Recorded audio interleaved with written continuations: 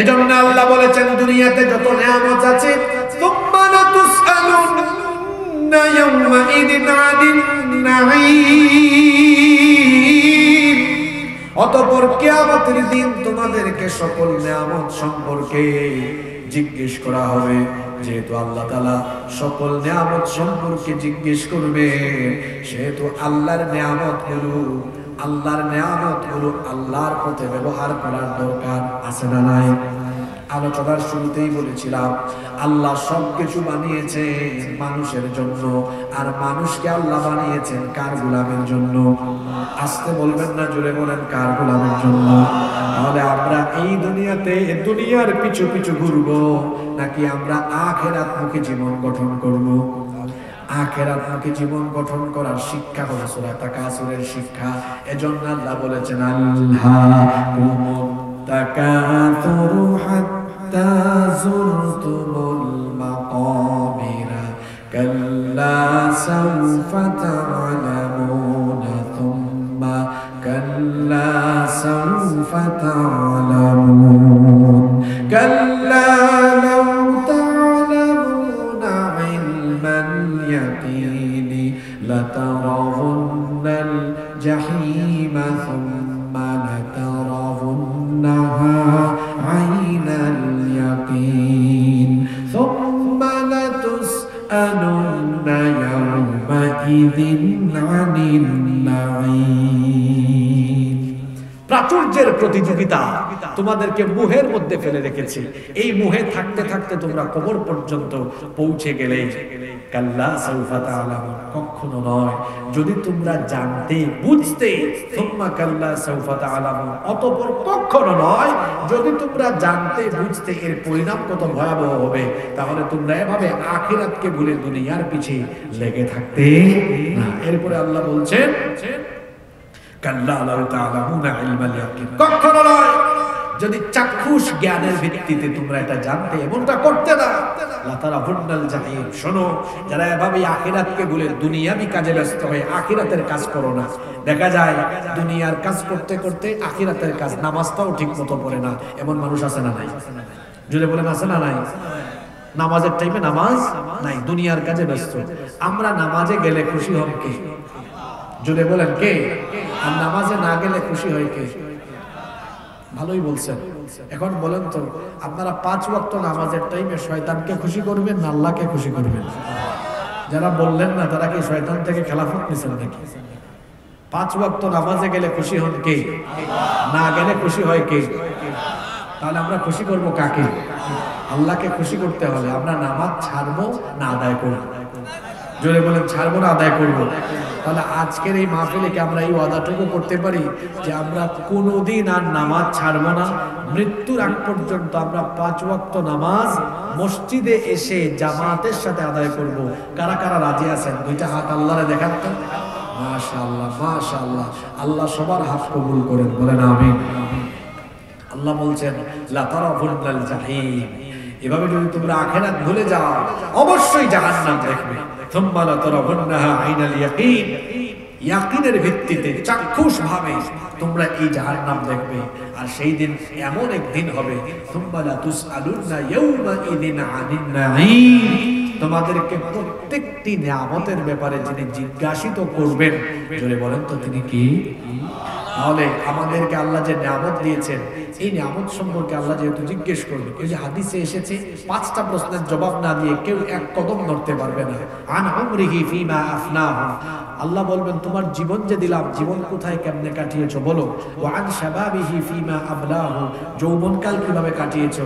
ওয়া মালুহু মিন আইনা কাসাবাহু, ধন সম্পদ কোথা থেকে উপার্জন করেছো। ওয়া ফিমা আনফাকাহু, কোথায় ব্যয় করেছো। ওয়া মাযা আমিলা ফিমা আলিমা, যতটুকু জানতে ততটুকু আমল করতে কিনা। আল্লাহর কাছে জবাবদিহির সম্মুখীন হতে হবে। আসুন আমরা মহান আল্লাহর দরবারে জবাবদিহির সম্মুখীন হওয়ার আগে নিজেদের জীবনকে পরকালমুখী করে গঠন করি। আমরা আল্লাহর গোলামি করি, 5 ওয়াক্তের নামাজ যথাসময়ে জামাতে এসে আদায় করি, আব্বা আম্মার খেদমত করি, নিজেদের বিবির হক, স্ত্রীর হক, সন্তানের হক আদায় করি, প্রতিবেশীর হক আদায় করি, হারাম উপার্জন ছেড়ে দিয়ে হালাল পথে উপার্জন করি, সকল প্রকার অন্যায়, পাপ, জিনা, ব্যভিচার, অশ্লীলতা, বেহায়াপনা, এক কথায় সকল পাপ থেকে নিজেকে মুক্ত করে আখিরাতমুখী জীবন গঠন করা, এটা হলো সূরা তাকাতুরের শিক্ষা। এই শেষ কথাটা মনে রাখবেন, আমরা এমন এক জায়গায় বাস করি, আমরা কেউ আমাদের ফ্লাইটের সময় জানেন? আচ্ছা, আপনারা এই শেষ কথাটা ভালো করে শুনেন। মনে করেন আপনি আগামীকাল দুবাই যাবেন, দুবাই তো যশোর এয়ারপোর্ট থেকে সরাসরি ফ্লাইট মনে হয় নাই, আপনি ঢাকায় যাবেন, ওখান থেকে যাবেন। আচ্ছা, তো কালকে যদি কারো ফ্লাইট হয় দুবাই যাবে বিকেলে, আপনারা বলেন তো আজকে সে বসে থাকবে না লাগেজ গুছাইয়া প্রস্তুতি নেবে? জোরে বলেন, প্রস্তুতি নিবেই।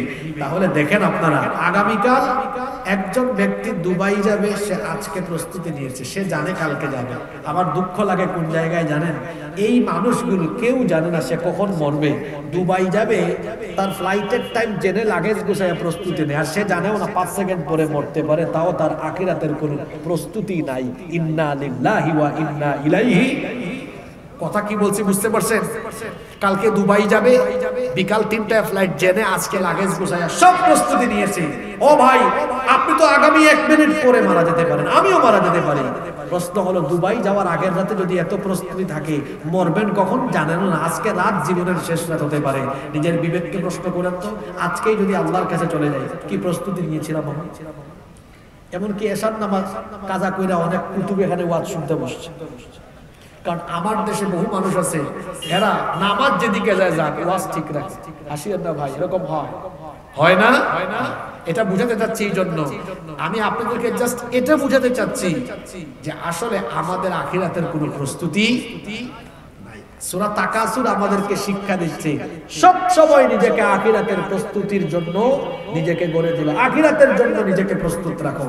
কারণ আমাদের জীবন এমন, এর নাই কোনো ওয়ারেন্টি, নাই কোনো কিছুই নাই। আপনি বাজার থেকে একটা জিনিস কিনলে ওয়ারেন্টি কার্ড, গ্যারান্টি কার্ড দেয়, কিন্তু আপনার জীবনের ওয়ারেন্টি কার্ডও নাই, গ্যারান্টি কার্ডও নাই। যে কোনো মুহূর্তে আমরা দুনিয়া থেকে চলে যেতে পারি। তাহলে সূরা তাকাসুরের এই তাফসীর থেকে আমরা আজকে সিদ্ধান্ত নিব, আমরা প্রতিটি মুহূর্তে পরকালমুখী জীবন গঠন করে আমরা দুনিয়া থেকে যাওয়ার প্রস্তুতি নিয়ে সব সময় মাথায় রাখবো এটা, যে কোনো মুহূর্তে আমি দুনিয়া থেকে চলে যেতে পারি। আপনারা বলেন তো, মাথায় যদি এটা থাকে যে যে কোনো মুহূর্তে আমি দুনিয়া থেকে চলে যেতে পারি, এই ব্যক্তির দ্বারা আর গুনাহ করা সম্ভব? আপনারা বলেন, কারো মাথায় যদি এটা থাকে যে কোনো মুহূর্তে আমার দুনিয়া থেকে চলে যাওয়া সময় চলে আসতে পারে, যে কোনো মুহূর্তে আমি চলে যেতে পারি, এটা মাথায় থাকলে গুনাহ করা সম্ভব? ওর কাছে ঘুষের টাকা নিয়ে আসবেন, বলবে ভাই আমারে ঘুষ দিস না, কারণ আমি 1 মিনিট পরেও দুনিয়া থেকে চলে যাইতে পারি। ও চাঁদাবাজি করবে না, ও টেন্ডারবাজি করবে না, ও জিনা করবে না, ও আব্বা আম্মাকে কষ্ট দিবে না, বিবির হক নষ্ট করবে না, এলাকার কোনো মানুষের হক নষ্ট করবে না, ও কোনো গুনাহ করবে না, পাপ করবে না, কারণ সে জানে এই দুনিয়া আমার থাকার জায়গা নয়, আমি যে কোনো মুহূর্তে দুনিয়া থেকে চলে যেতে পারি। এই দুনিয়াতে আমাদের পূর্বে কেউ থাকেন নাই, আমি থাকবো না, আপনারা থাকবেন না। একদিন আমরা সবাই চলে যাব, সবাই আমরা চলে যাব কার কাছে? এই দুনিয়ার জীবনটা খুব ছোট। আমার বয়স 30 বছর, আপনাদের অনেকের বয়স 40, 50, 60 বছর হয়ে গিয়েছে। বাবা, কয়দিন আর বেঁচে থাকবেন বলেন? হয়তো আর কয়েক বছর, আর কিছুদিন। এই জীবনের শুরু আছে, শেষও আছে, কিন্তু আখিরাতের জীবনের শুরু হবে, কোনো শেষ আর হবে। তাহলে আমাদের জন্য দুনিয়া উত্তম না আখিরাত উত্তম? জোরে বলেন, দুনিয়া উত্তম না আখিরাত উত্তম? আজকের সূরা আমাদেরকে এই শিক্ষা দিচ্ছে, শোনো, দুনিয়াতে আমার নিয়ামত কি দেখছো বান্দা? আল্লাহ বলছেন, কি নিয়ামত দেখছো? জান্নাতে আমি তোমাদের জন্য আরো চমৎকার চমৎকার নিয়ামত রেখেছি। আল্লাহ কোরআনে কি বলেছেন? কুররাতা আয়ুন ফালা তাআলামু নাফসুম মিন উখফিয়া লাকুম কুররাতা আয়ুনিন জাযাআম বিমা কানু ইয়ামালুন। আল্লাহ বলছেন, এমন এমন নয়ন প্রীতিকর নিয়ামত জান্নাতে রেখেছি যা তোমরা চিন্তাও করতে পারবে না, এমন অসম্ভব সুন্দর নিয়ামত তোমাদের জন্য রেখে দিয়েছি। সুবহানাল্লাহ। এজন্য আসুন আমরা দুনিয়া প্রতিটি মুহূর্তে মৃত্যুর কথা মাথায় রেখে জীবনটাকে গঠন করি, এই জীবনটাকে কাজে লাগাই, তাহলে আমাদের এই জীবনটা সফল হবে, সার্থক হবে। আখিরাতে আমরা আল্লাহর তরফ থেকে ক্ষমা এবং নাজাত পাবো, জান্নাত পাবো ইনশাআল্লাহ। আল্লাহ তাআলা আমাদেরকে আখিরাতমুখী জীবন গঠন করার তৌফিক দান করেন। আমরা সবাই বলি আমিন। একটা গজল আমাদের হুজুর আব্দুল মালিক মারা গেছে আসরের নামাজ পড়া অবস্থায়, সিজদা অবস্থায় আব্দুল মালিক আজকে না আমাদের আব্দুল মালিক সাহেব দুনিয়া থেকে চলে গেলেন, আমরা তার জন্য দোয়া করব। সিজদারত অবস্থায় মারা গিয়েছেন। আল্লাহ তোমার বান্দাকে তুমি মাফ করে দিও, বলেন আমিন। আমি শুধু আব্দুল মালিক সাহেব নয়, এলাকার